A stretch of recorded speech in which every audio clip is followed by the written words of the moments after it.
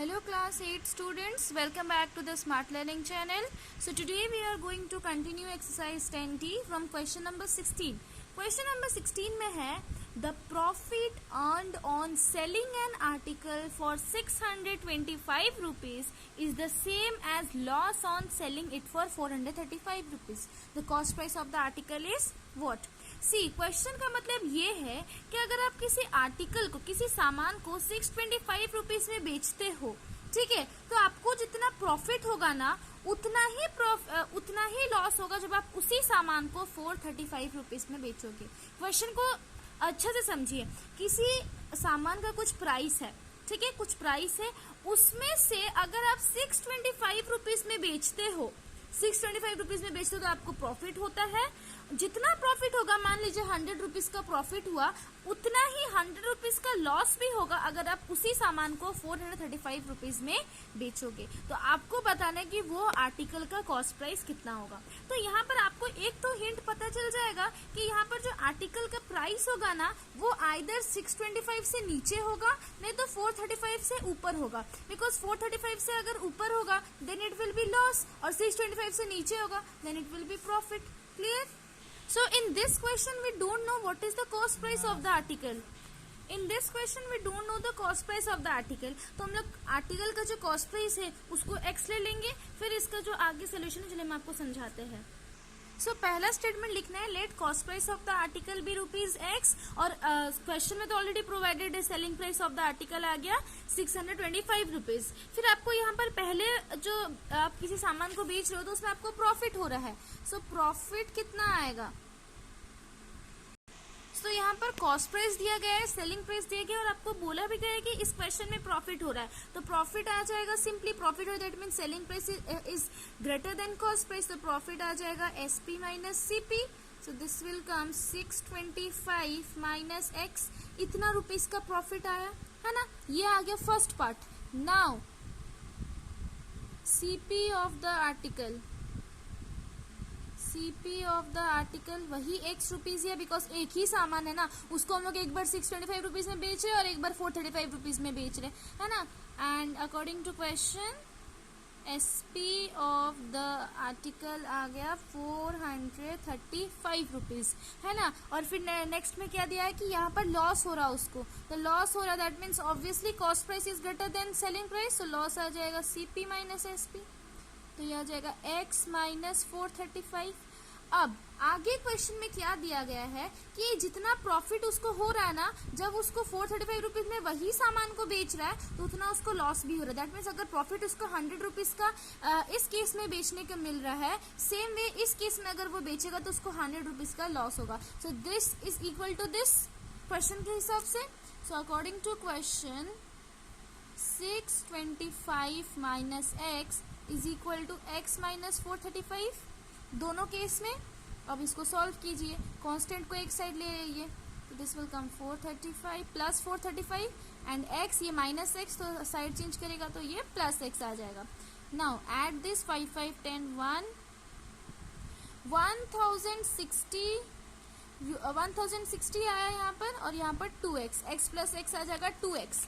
Now 2 भी अपने side change करेगा, 2 मल्टीप्लाई में है तो ये इधर आके डिवाइड आ जाएगा, है ना, इज इक्वल टू x। अब इसको डिवाइड करो, 2 5 जा 10, 2 3 जा 6 एंड 2 0 जा 0, तो x आ गया हम लोग का 530 rupees. That means cost price of that article is 530 rupees.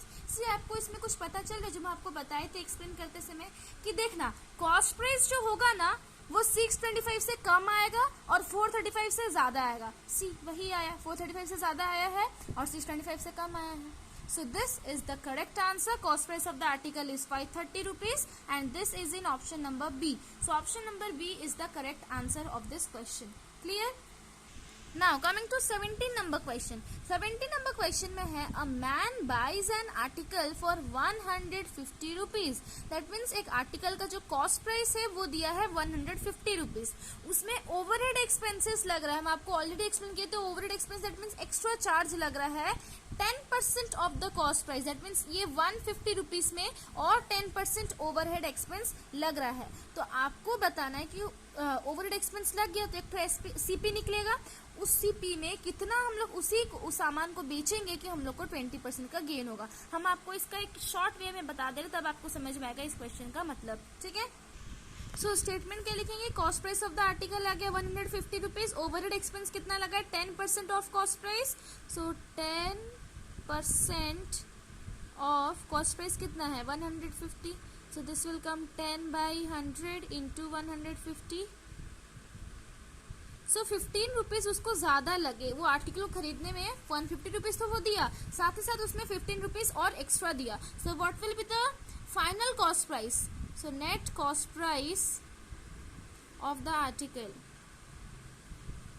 तो क्या होगा CP plus overhead expenses, so 150 plus 50, so this will come, sorry 165 rupees, clear. तो 165 रुपीज में वो आर्टिकल को खरीदा, अब गेन दिया है 20%, रिक्वायर्ड गेन दिया गया 20%, तो आपको बताना है कि कितना में हम लोग इस आर्टिकल को बेचेंगे कि हम लोग को 20% का गेन होगा। तो कॉस्ट प्राइस हम लोग को मिल गया, गेन मिल गया, so what we need, selling price, simply formula put कर लो, so 100 plus gain percent by 100 into CP, yes, so 100 plus 20 by 100 into 165, this will come 120 by 100 into 165, ये 0 cancel, 2 6 are 12, 2 5 are 10, 5 3 are 15, 5 3 are 15,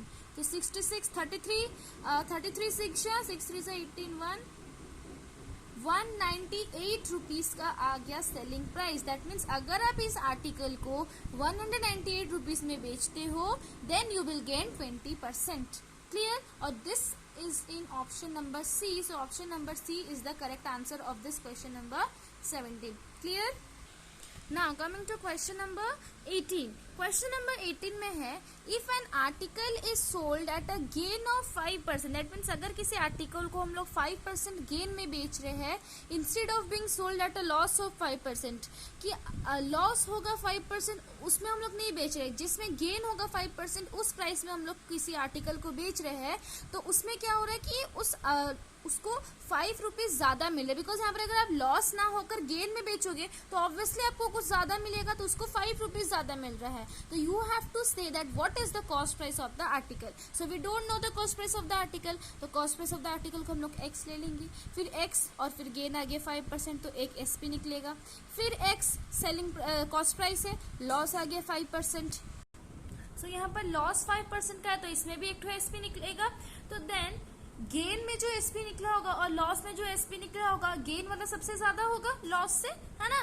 तो simply gain वाला SP से loss वाला SP को minus कर दो तो आपको 5 रुपीज ज्यादा आएगा। Let's solve this, then you will get to understand. So statement क्या लिखेंगे, let cost price of the article be x rupees, gain हुआ पहले 5%, so what will be the selling price 100 plus gain by 100 into CP, so this will come 105x by 100 rupees आ गया selling price. Now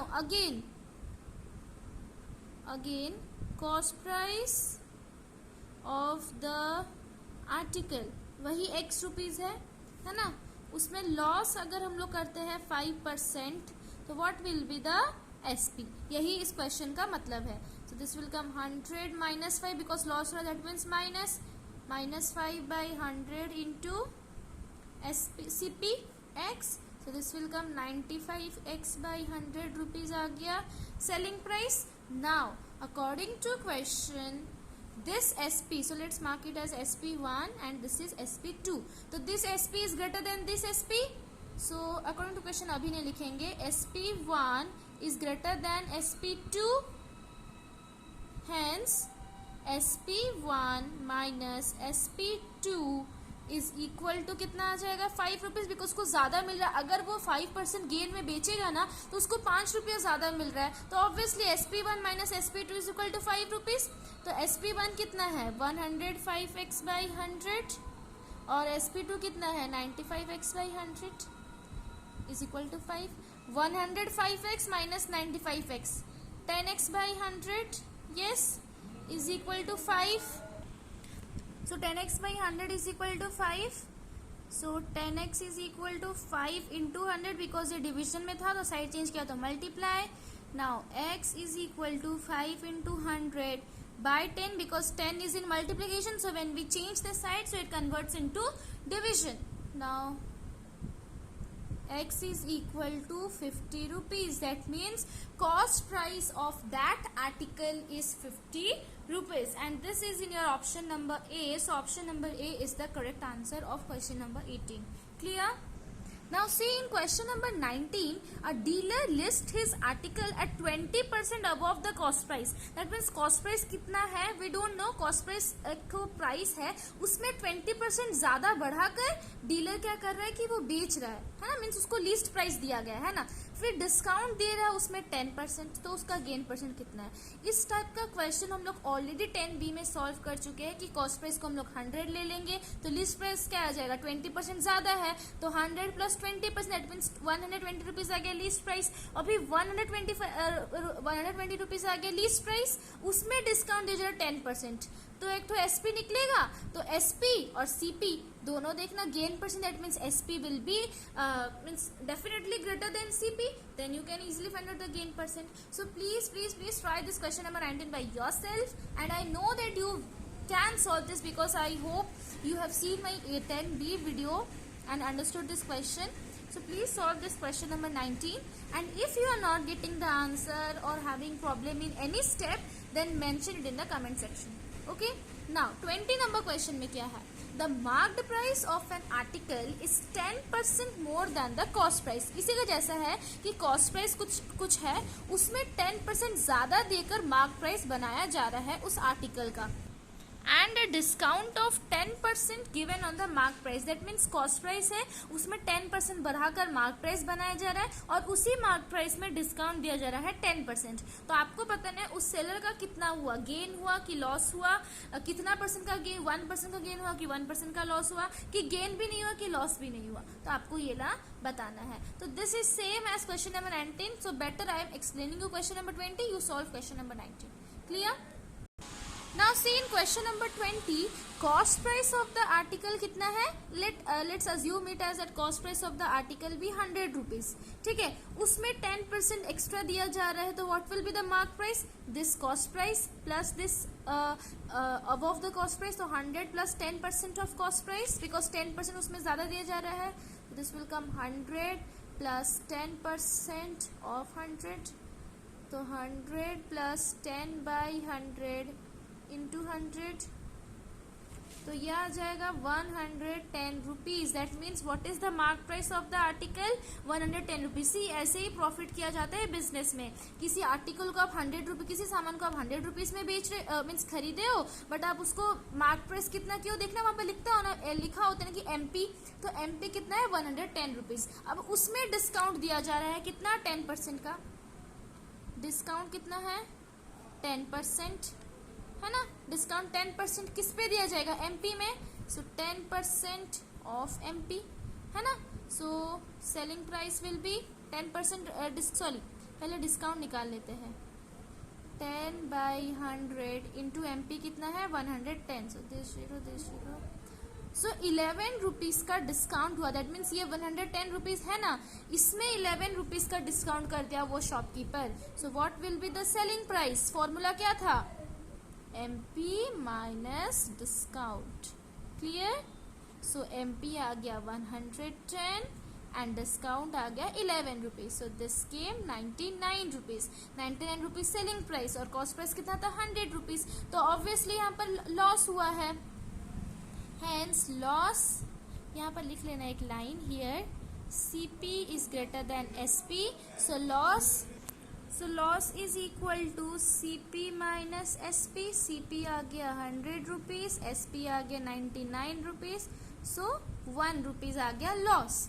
now loss percent आ जाएगा loss by CP into 100%. सो 1% का loss हुआ है and this is in option number C. तो इस question में उस shopkeeper को 1% का लॉस हुआ है. Clear? So I hope that question number 20 is clear to you. Same इसी तरह ही आपको क्वेश्चन नंबर 19 को बनाना है. Then I am sure that you can solve that question number 19. Okay, now let's come to question number 21. 21 number में है the price of watch including 10% VAT is 825 rupees. That means किसी watch का price है, we don't know that what is the price of that watch, उसमें 10% का VAT लगाकर 825 rupees बना है. ये उस वॉच का एक्चुअल प्राइस नहीं है. Remember, this watch, this 825 is not the actual price of the watch. ये क्या है, मीन्स किसी वॉच का प्राइस है, उसमें 10% वैट लगाकर ये प्राइस आया है. तो we have to find out that what is the basic price of the watch. That means वो वॉच का पहले कितना प्राइस था और उसमें 10% वैट लगने के बाद 825 कैसे हुआ. तो you have to find out the basic price. So I have explained you that how to solve this in exercise 10C, I think. Yes, so please, I hope that you have seen that video also. So please solve this question number 21 also. And if you have not seen that video, then please go to exercise 10C video question number 21.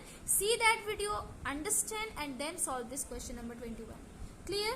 And then also if you are not getting the answer, then please mention in the comment section. Okay? So this is all for today, and in this we have completed chapter profit and loss. Yes, I hope that this is clear to you. This whole chapter is clear to you. And अगर आपको इस chapter का explanation अच्छा लगा, exercise समझ में आया है, then don't forget to like this video, share to your friends, and if you are new to my channel, then subscribe to my channel for the notification. Okay, thank you so much students for watching this video.